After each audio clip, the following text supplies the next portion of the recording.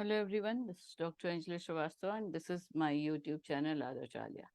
This video is the 16th in the series of the immune system or the immunological series video जो मैं डाल रही हूँ, जिसमें ये 16th है। इसके पहले 15 वीडियोस मैं डाल चुकी हूँ और इससे पहले कि मैं आगे बढ़ूँ, मैं ये रिकमेंड करूँगी कि आप उन 15 वीडियोस को एक बार गो थ्रू दोज, तब आप ज़्यादा अच्छे से आगे के वीडियोस को समझ सकेंगे, क्योंकि हम पहले ही देखते हुए आ रहे हैं कि इम्यूनोलॉजी एक कॉम्प्लेक्स सिस्टम है जिसमें इसके सारे फैक्टर्स एक दूसरे से काफ़ी कुछ रिलेटेड हैं। आज हम देख रहे हैं, इसके पहले हम टी सेल के बारे में, बी सेल हम पूरा सीरीज देख चुके हैं, उनका फंक्शन, उनका टाइप, उनके मैचुरेशन, डेवलपमेंट, उनका बी सेल के रिसेप्टर्स, उनके signalling, then activation and proliferation and differentiation. T cell में भी हम देख चुके हैं टी सेल के टाइप्स, टी सेल के फंक्शंस, टी सेल का development and maturation, TCRs, that is T cell receptors, उनकी activities, then etc. अब ये आज हम देख रहे हैं T cell activation and differentiation, proliferation भी इसमें आ जाएगा, और इसके बाद का वीडियो में हमारा होगा molecular mechanism of T cell activation। और इसके पहले लास्ट वीडियो में मैंने टी सेल एक्टिवेशन बिल्कुल 5 मिनट का एक वीडियो डाला था, to just make you understand कि टी सेल एक्टिवेशन होता क्या है। इस वीडियो में हम थोड़ा डिटेल में टी सेल एक्टिवेशन देखेंगे और मेनली हम डिफरेंशिएशन देखेंगे। तो ये जो फर्स्ट स्लाइड है, इसमें जिस्ट है पूरे आगे जो हम देख रहे हैं उसका, बट इसके इस स्लाइड को डिटेल देखने के पहले एक बार हम यहाँ पे आ जाएं। This is what we are going to see into this complete video.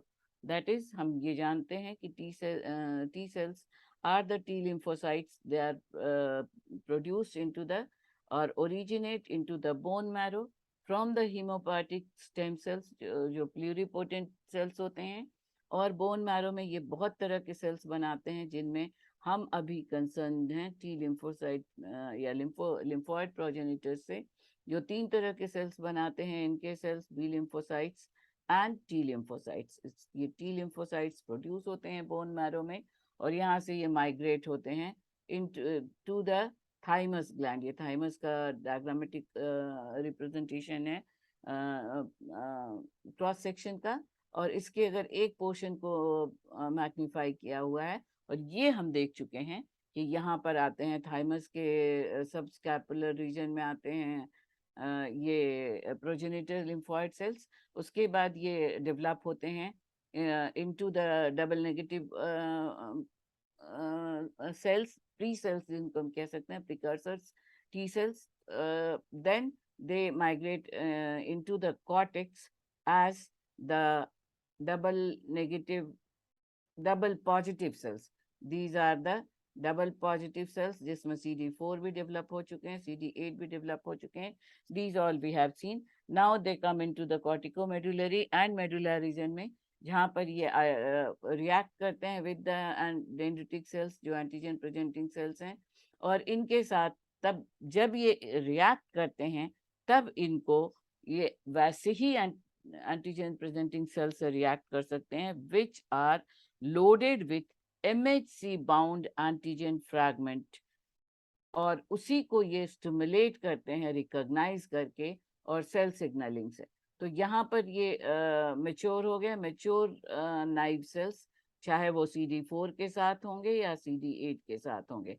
Now these double positive cells, they have converted into the particular type of T helper cells and T cytotoxic cells, and they will be released into the blood stream। अब ये blood stream में release होते हैं, यहाँ से blood stream से आकर के ये लिवर में ये बोन मैरो से मेच्योर होते हैं। उसके बाद ये हर जगह जहाँ भी ये जा रहे हैं, the reactions are from all sides. ये स्किन में, गट में, ऑल जो इम्यून सिस्टम्स के पार्ट हैं, लिम्फ नोड्स, स्प्लीन, हर जगह ये जाते हैं, और अगर ये एक्टिवेट होते हैं, एंटीजेंस को मिलते हैं, अटैक करते हैं, नहीं मिलते हैं तो ये एपोप्टोसिस से डिस्ट्रॉय होते जाते हैं, और फिर नई स्ट्रीम आती है। That takes almost 24 hours to 48 hours for continuously streaming into the bloodstream and the lymph nodes and the lymphatic system. So this we are going to see into the T cell activation, this video ahead. ये भी हम देख चुके हैं कि T cell activation जो हमने बहुत शॉर्ट में देखा था कि this T cell activation is a cascade of biochemical events leading to gene expression. T cell के बारे में हम काफी कुछ देख करके आ रहे हैं। टी सेल में टी सेल रिसेप्टर्स डेवलप होते हैं जो CD3 के साथ कॉम्प्लेक्स बनाते हैं और वो CD3 TCR कॉम्प्लेक्स रिकॉग्नाइज करता है MHC बाउंडेड एंटीजन को, जो यहाँ पे दिख रहा है। ये MHC बाउंड यहाँ पर, दिस इज द नाउ, ये जो वायरस है इसका एक पार्ट फ्रेगमेंटाइज करता है। दैट ये भी एक्शन कैसे होता है ये हम देखते हुए आ रहे हैं कि ये जो फ्रेगमेंटाइजेशन होता है, फ्रेगमेंटाइजेशन के बाद ये फ्रेगमेंटाइजेशन फिर से कुछ केमिकल इवेंट्स होते हैं और फ्रेगमेंटाइजेशन ये मैक्रोफेज इनको उन फ्रैगमेंट्स को एब्जॉर्ब करते हैं, एब्जॉर्ब करके इनको प्रोसीड करते हैं फॉर्म ऑफ दीज फ्रैगमेंट्स जो प्रेजेंट करते हैं विद देयर MHC मॉलिक्यूल्स। अब MHC1 हो या MHC2 हो, वो बेस्ड होगा T4 या TC टाइप पर। यहाँ एंटीजन है और ये टी सेल, ये एंटीजन प्रेजेंटिंग सेल हो गए, चाहे ये मैक्रोफेज हो, चाहे वो डेंड्रिटिक सेल हो, चाहे वो बी सेल्स हो, जो प्रेजेंट करते हैं। ये जो ग्रीन कलर का है, this is the antigen fragment presented by these MHC molecules. यहाँ पे ये MHC मॉलिक्यूल बाउंड है और ये है टी सेल। टी सेल में CD3 एंड CD4 का कॉम्प्लेक्स है, चूंकि ये हेल्पर सेल यहाँ दिखा रहा है तो यहाँ पर CD4 होगा साथ में, जो MHC2 को रिकॉग्नाइज करेगा और इसके बाद इनका एक्टिवेशन होगा। इसी तरह से अगर ये साइटोटॉक्सिक टी सेल है तो यहाँ पर CD8 होगा। CD8 यहाँ रिकॉग्निशन के लिए होगा MHC1, और ये दोनों ही तरह के सेल सेलेक्टेड होते हैं। उसके बाद ये इंटरल्यूकिन्स का सिक्रेशन होता है या साइटोकाइंस का सिक्रेशन होता है, उसको आइडेंटिफाई करते हैं और इसके बाद रिप्लिकेशंस होता है, that is the cloning, proliferation and differentiation. और ये साइटोटॉक्सिक सेल्स इन्फेक्टेड सेल को डिस्ट्रॉय करते हैं, जबकि MHC cells they differentiate into various types of different T helper cells, जो 1 होते हैं, 2 होते हैं, 17 होते हैं, बहुत तरह के सेल्स होते हैं टी सेल्स के। तो ये फर्स्ट स्लाइड हो गया। Second, now these are the some of the important immunological synapses form during the T cell activation. That is signal transduction होता है, एंटीजन रिकॉग्निशन होता है, सिग्नल ट्रांसडक्शन फिर से होता है। सिग्नल ट्रांसडक्शन क्या है ये हम बार बार देखते हुए आए हैं। CD3 कॉम्प्लेक्स में 3 डाइमर्स होते हैं, 2 हेट्रोडाइमर, एक मोनोडाइमर। ये मोनोडाइमर, दिस इज द मोनोडाइमर। यहाँ पे सिग्नल ट्रांसडक्शन होता है, ये ITM मॉलिक्यूल्स हैं, इनकी सहायता से फॉस्फोरिलेशन डिफॉस्फोरिलेशन होता है। ये फॉस्फोरिलेशन डिफॉस्फोरिलेशन और ITM का फंक्शन, उसके बाद हेट्रोडाइमर और होमोडाइमर्स का फंक्शन, ये जो हम इसका नेक्स्ट वीडियो देखेंगे, molecular interaction in T cell activation, तब हम डिटेल्स देखेंगे। यहाँ पे सिर्फ हम ये देखते हैं कि 3 तरह के जो सिग्नल जनरेशन होते हैं, जो इसके पिछले वीडियो में हमने देखा है कि टी सेल के एक्टिवेशन के लिए 3 तरह के सिग्नल ट्रांसडक्शन होते हैं।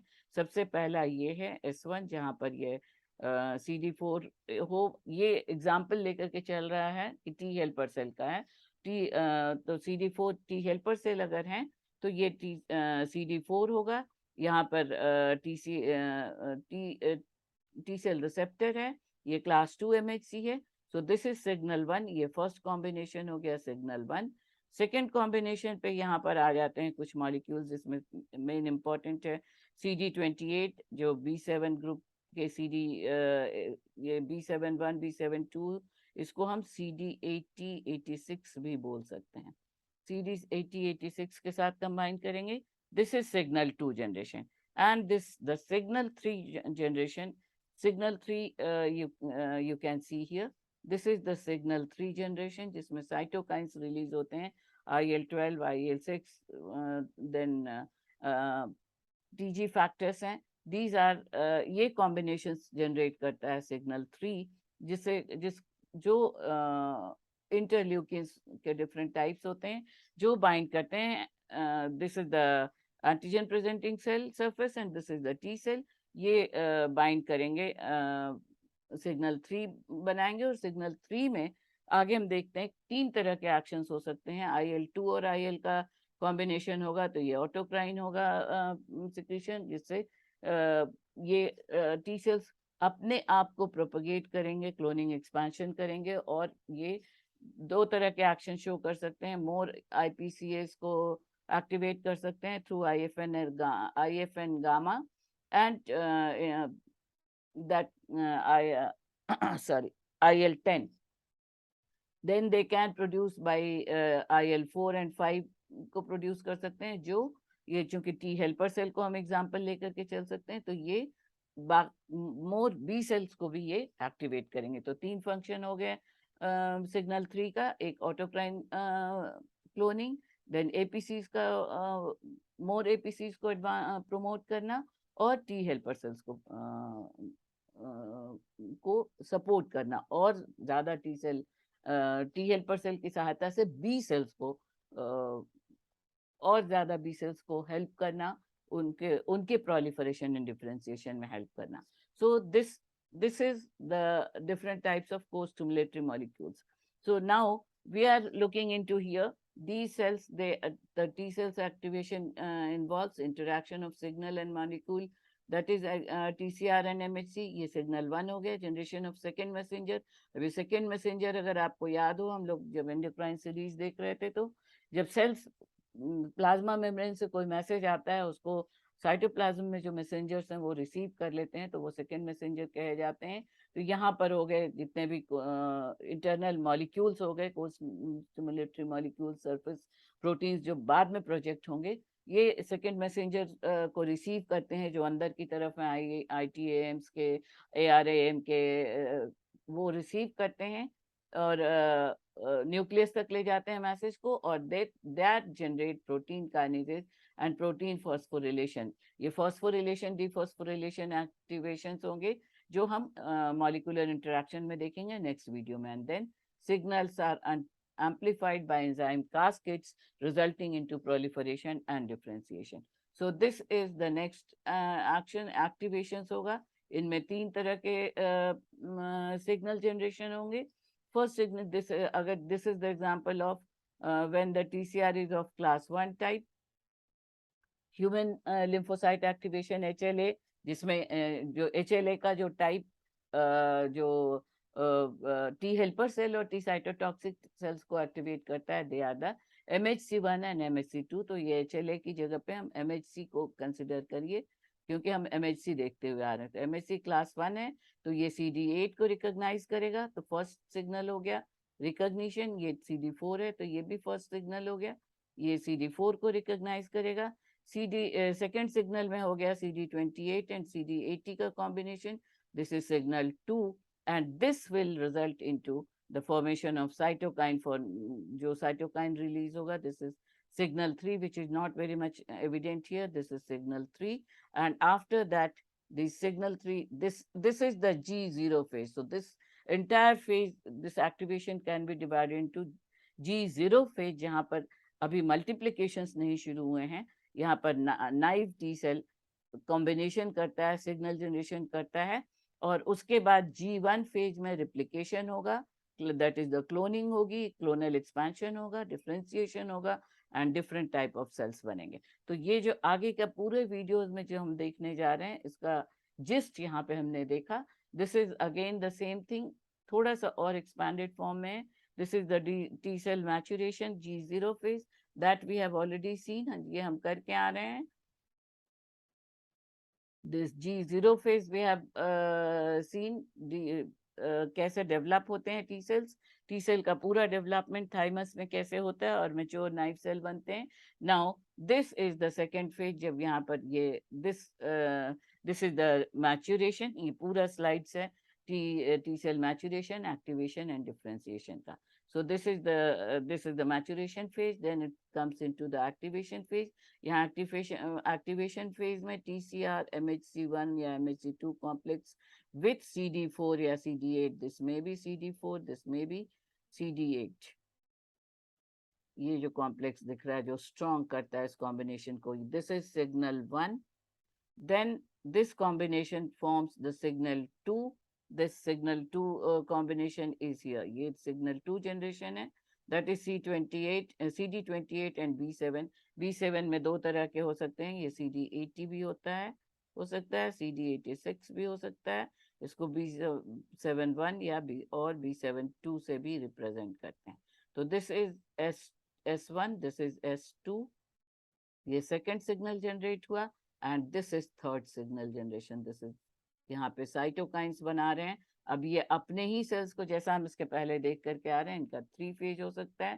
फर्स्ट फेज का डिफरेंशिएशन में they themselves they are undergoing clonal expansion and differentiation of T cells. ये अपने ही टाइप के सेल्स को क्लोनल एक्सपेंशन से बनाते हैं और उसके बाद डिफरेंशिएशन करके ये पर्टिकुलर फंक्शंस को असाइन करते हैं. जैसे मान लीजिए अगर ये टी हेल्पर सेल एक्टिवेट हुआ है तो ये टी हेल्पर सेल डिफरेंशिएट करेगा. तो T helper cell 1, T helper cell 2, IL-17 type के बहुत तरह के टी हेल्पर सेल्स में डिफरेंशिएट करेगा.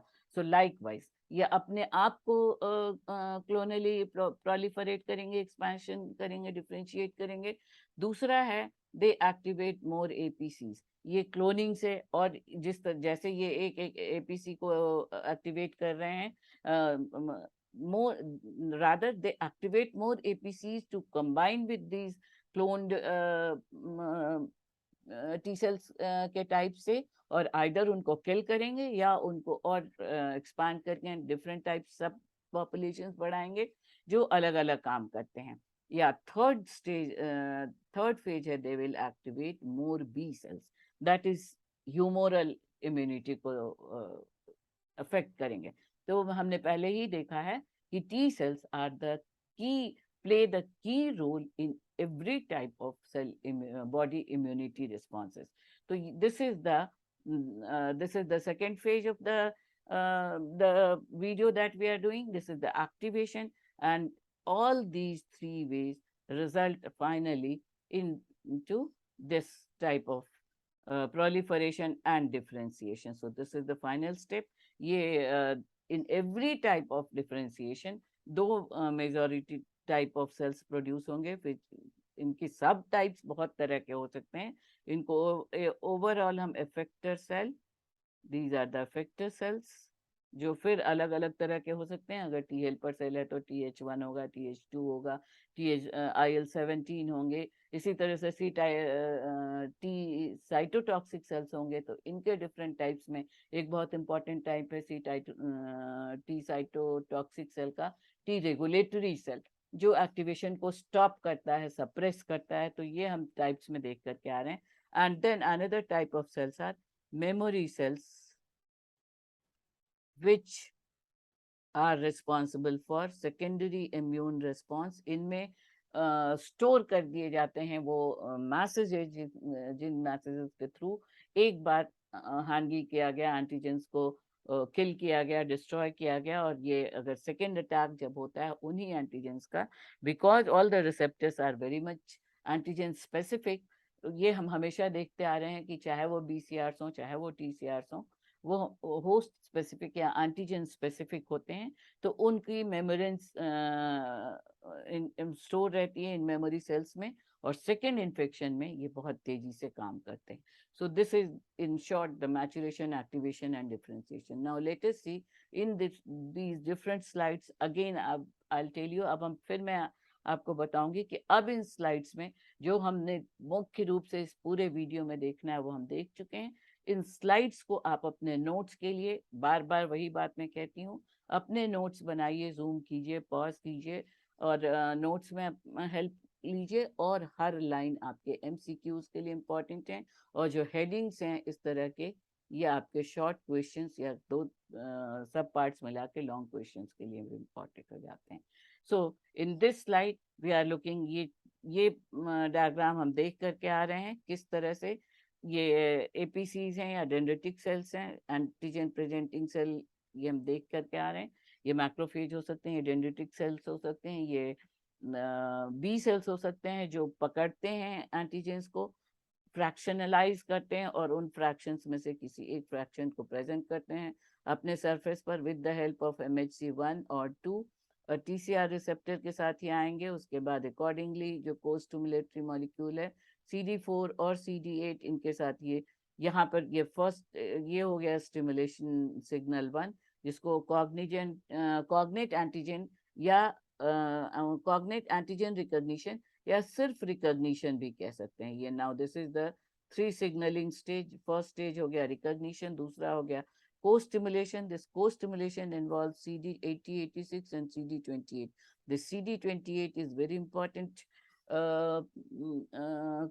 co-stimulatory molecule. और यहाँ पर जो नहीं दिखाया गया है वो यहाँ पे साथ साथ आएगा CD3 कॉम्प्लेक्स. जो CD3 कॉम्प्लेक्स 3 डायमर्स का बना हुआ है हेटेरोडाइमर, 2 हेटेरोडाइमर, और बीच में है होमोडाइमर जीटा जीटा का. और ये alpha epsilon and sorry gamma epsilon and gamma epsilon, delta epsilon and alpha epsilon, beta epsilon, इस तरह के हम देख करके आ रहे हैं कि हेट्रोडाइमर्स ये गामा एप्सिलॉन डेल्टा एप्सिलॉन का हेट्रोडाइमर हो सकता है या अल्फा एप्सिलॉन बीटा एप्सिलॉन का हेट्रोडाइमर हो सकता है. ये हम पहले देख करके आए. Then this is the third signal, cytokine profile और साइटोकाइन रिलेटेड स्टिमुलेशन, जिसमें साइटोकाइंस रिलीज करते हैं बहुत सारे इंटरल्यूकिन्स जो एपीसी से भी रिएक्ट कर सकते हैं, सेल्फ रिएक्ट भी कर सकते हैं. And now these are the just explanations of these many type of co-stimulatory molecules and surface proteins and spanning proteins, जिसमें और बाकी सारा हम देख चुके हैं. B7 या CD28 हम देख चुके हैं. ये एक अब ये आया CTLA, इसको हम आगे देखेंगे. CTLA, this is the cytotoxic T lymphocyte activating agent. This is activated and along with this ICOS L, OX40L and OX40, ये अभी हमने नहीं देखा है. इसके बाद हम आगे देखेंगे कि ये जो आईकॉस एंड आईकॉस जो टी सेल से आ रहा है, ये आईकॉस एल से लाइगेंड करता है और ये एनर्जी कंडीशन में सेल को जाने से रोकता है. जब बहुत फेजेस हो चुके होते हैं प्रोलिफरेशन के, सेल एग्जॉस्ट होने की कंडीशन में आने लगता है, तो ये ICOS L ligand, L is for ligand, इनका ये एक्टिवेट करते हैं ये and OX40 and OX40L. These help in further activation. Energy में डोरमेंट स्टेज में नहीं चले जाएं बहुत ज्यादा एक्टिवेशन के बाद, तो उसमें ये हेल्प करते हैं. Then CTLA, this is co-stimulatory molecule, और यहाँ पे जो नहीं दिख रहा है यहाँ here it may be visible PD1. Yes, this PD1 and CTLA, they create the inhibitory reactions that, ये भी हम पिछले वीडियो में देख करके आ रहे हैं, जो टी रेगुलेटरी फंक्शंस करते हैं. जैसे व्हाई इट इज इम्पोर्टेंट हम देख चुके हैं. इसी टी साइटोटॉक्सिक या किलर सेल जब बहुत ज्यादा एक्टिवेटेड हो जाते हैं, मोमेंटम में आ जाते हैं और कंटिन्यूअस क्लोनल एक्सपेंशन इनका होने लगता है, और अगर एंटीजन प्रेजेंटिंग सेल्स के साथ या एंटीजन बाउंड एपीसीज अब नहीं है, तो ये साइटोटॉक्सिक सेल्स अपने ही सेल को मारने लगते हैं. तो इस एक्टिवेशन को अब स्टॉप करना या शट डाउन करना भी जरूरी होता है. तो वो इनहिबिटरी एक्शंस ये PD1 and CTLA4 and certain other co-stimulatory molecules show. Now this is another slide जिसमें फिर सिर्फ ये एक चीज, T cell with a strong reaction give signals by several other molecules such as ICOS and OX40. This also we have seen. अब यहाँ पे मैंने कुछ स्पेसिफिक जो बहुत सारे सरफेस मॉलिक्यूल्स होते हैं, कोस्टिमुलेटरी मॉलिक्यूल्स होते हैं, जो अलग अलग तरह के सेल्स में अलग अलग, हम पहले ये भी देख करके आ रहे हैं कि बहुत सारे कैंसरस या मैलिग्नेंट सेल्स को भी इम्यूनिटी में लिम्फोसाइट्स कंट्रोल करते हैं, किल करते हैं। तो ये डिफरेंट फैमिलीज हैं कोस्टिमुलेटरी मॉलिक्यूल्स के। इन फैमिलीज, ये सुपर फैमिली इम्यूनोग्लोबुलिन के हैं, जो जितने भी सीडी ग्रुप है, फिर TNF TNF R super family group के सेल्स हैं, जिसमें आते हैं OX40 OX40L।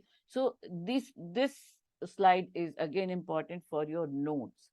इसमें हमने इम्पॉर्टेंट पॉइंट्स को अंडरलाइन कर दिया है in this video. I have just underlined और circulated encircle the important factors which you must know। Otherwise आप ये पूरा अगर याद कर सकते हैं तो और भी बहुत अच्छा है। यहाँ पर भी 3 सिग्नल्स जनरेटेड हैं, 3 सिग्नल ट्रांसडक्शन जो इम्पॉर्टेंट है for the activation of T cell. Signal 1, ये this is signal 1, this is signal 2 and this is signal 3। ये सिग्नल 2 इज अ लॉन्ग, काफी सारे इसमें co-stimulatory molecules, surface proteins, adapter proteins involve होते हैं, जो बिलोंग करते हैं इम्यूनोग्लोबुलिन सुपर फैमिली के। जबकि जो साइटो सिग्नल 3 है, इसमें IL-2 मेनली होता है। इसमें हम देख कर क्या है, IL-2 मेन है ऑटोक्राइन के लिए, पर IL-4 एंड 5 भी है, IL-10 भी है। after these 3 signals the activation takes place, and then differentiation, survival and proliferation goes on. So now this is the T cell activation। ये again we have seen T cell activation के different जो main changes हैं, interaction of signal and molecule, then generation of second messenger। as I have told you, second messenger क्या है ये हम पहले से देखते हुए आए हुए हैं। एंडोक्राइन सीरीज को देखिए तो ज्यादा आप समझ में आएगा। यहाँ एक इंटरेक्शन के बाद, सिग्नल ट्रांसडक्शन के बाद सेकेंड मैसेंजर का जनरेशन होता है, जो न्यूक्लियस तक पहुंचते हैं। क्योंकि जब मैच्योर सेल बनते हैं, नाइव सेल्स बनते हैं, तो उनमें कंडेंस साइटोप्लाज्म होता है, क्रोमैटिन कंडेंस होता है, साइटोप्लाज्म कम होता है, ट्रांसक्रिप्शनल एक्टिविटीज बहुत कम होती हैं। जब यही सारा एक कास्केड ऑफ सिग्नल जनरेट होते हैं और कास्केड ऑफ रिएक्शंस होते हैं, तो उसके बाद एम्प्लीफिकेशंस होते हैं, प्रोलिफरेशन होता है एंड डिफरेंशिएशन होता है। So these are the 3 steps: maturation, activation और inhibition.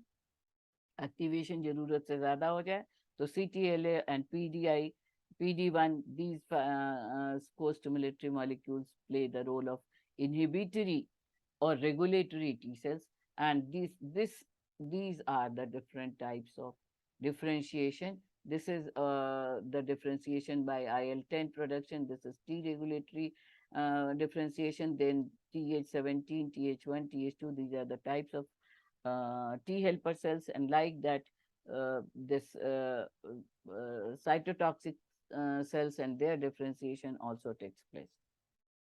Then this is again the very short, जो हम सारा देख करके आ रहे हैं उसका जिस्ट है। प्रेजेंटेशन के फॉर्म में कौन कौन से सेल इनहिबिटरी फंक्शन करते हैं, these are certain, these are the co-stimulatory molecules। ये जो ग्रुप है ये सप्रेसिव ग्रुप है, जिसमें मेन है PD1 एंड CTLA, बट और भी बहुत सारे को-स्टिमुलेटरी मॉलिक्यूल्स हैं जो इनहिबिशन में का काम करते हैं। So this is the T cell inactivation, जहाँ पर ये जो को-स्टिमुलेटरी मॉलिक्यूल्स है इनका इसका CTLA से जहाँ ज्वाइन कर जाता है CD28, तो T सेल इनएक्टिवेट हो जाते हैं।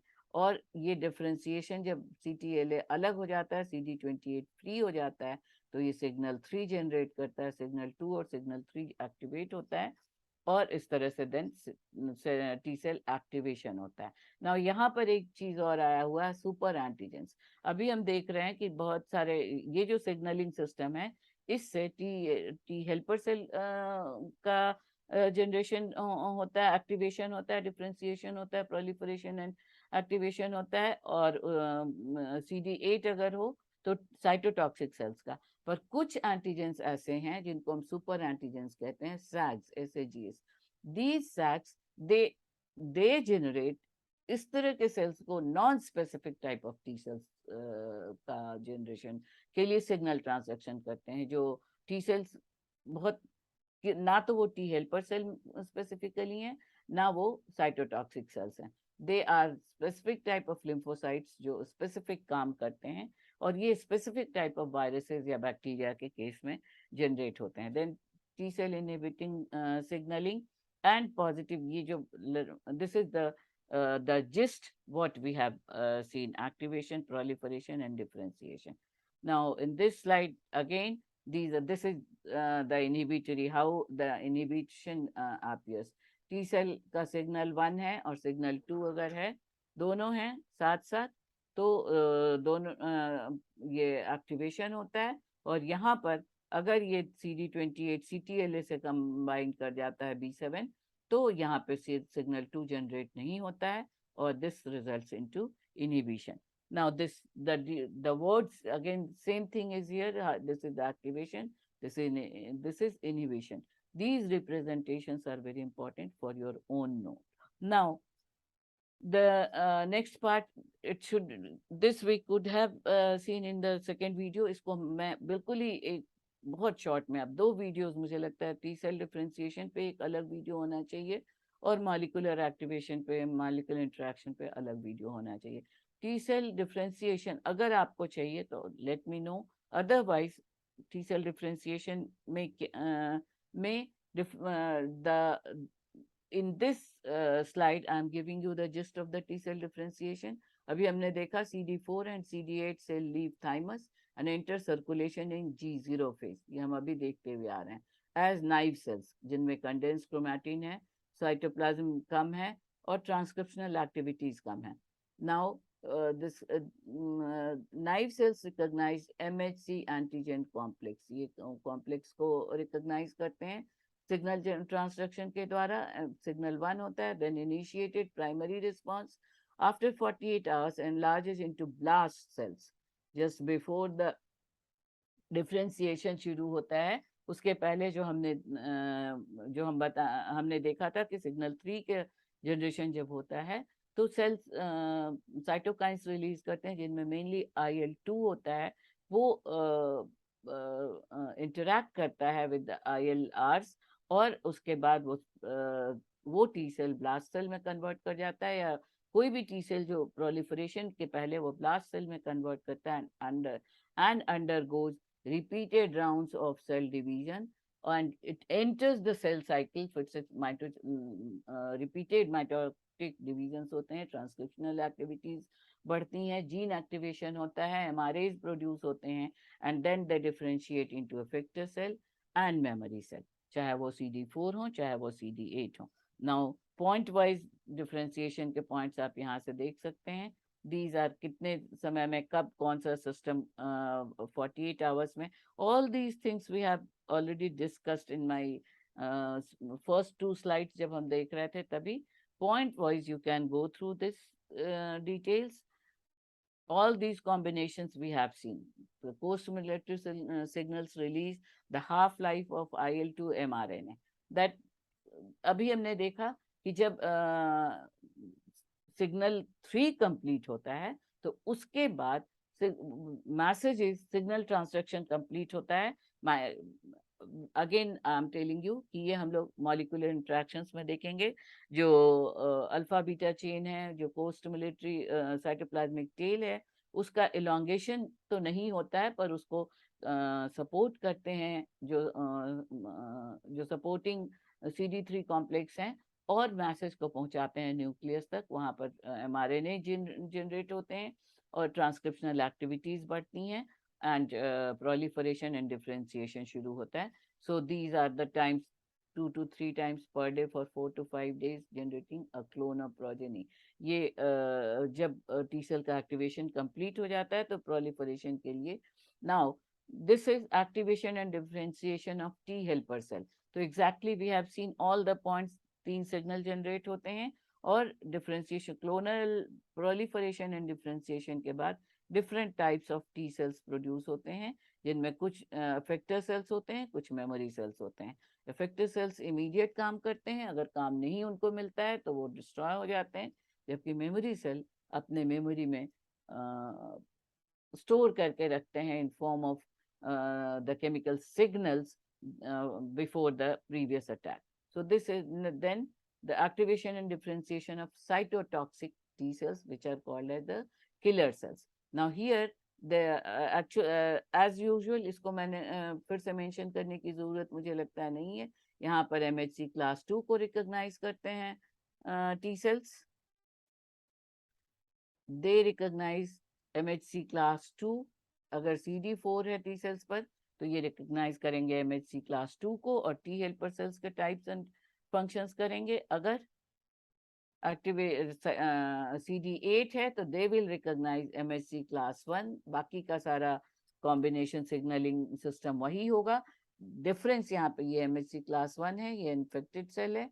Now the difference, major difference here in cytotoxic T cell या किलर सेल में है कि एक्टिवेशन के इमीडिएट बाद किलर सेल या cytotoxic cell they start producing perforins and granzymes और granzymes which attack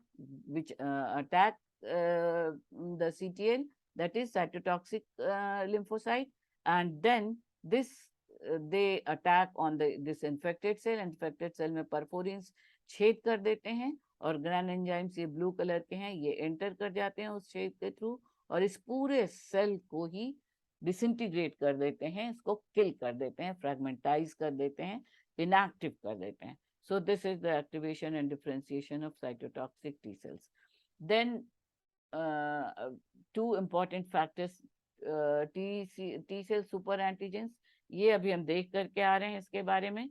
They are the specific type of antigens जो किसी भी जो T cell जिसको एक्टिवेट कर रहे हैं वो स्पेसिफिक नहीं होता है. This is conventional antigen activation of T cell है, जिसमें कि ये नॉर्मल एमएचसी या टीसीआर बाउंड एक्टिवेशन है, जबकि यहाँ टीसीआर का कोई रोल नहीं होता है, इसीलिए इसको TCR independent activation of T cell भी कहते हैं, जिसमें टीसीआर की जगह पर टैग्स या बैक्टीरिया या वायरस जो एंटीजेंस हैं उनसे कुछ पर्टिकुलर टाइप ऑफ सिक्रीशंस आते हैं जो डायरेक्टली टी सेल को एक्टिवेट कर देते हैं. This is ओलाइगोक्लोनल.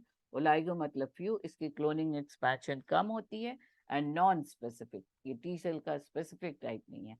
And now this is antigen specific bystander T cell activation. ये मेनली CD4 टी सेल्स में पाया जाता है. ये बाई स्टैंडर्ड टी सेल, ये normal conventional again naive T cell हैं.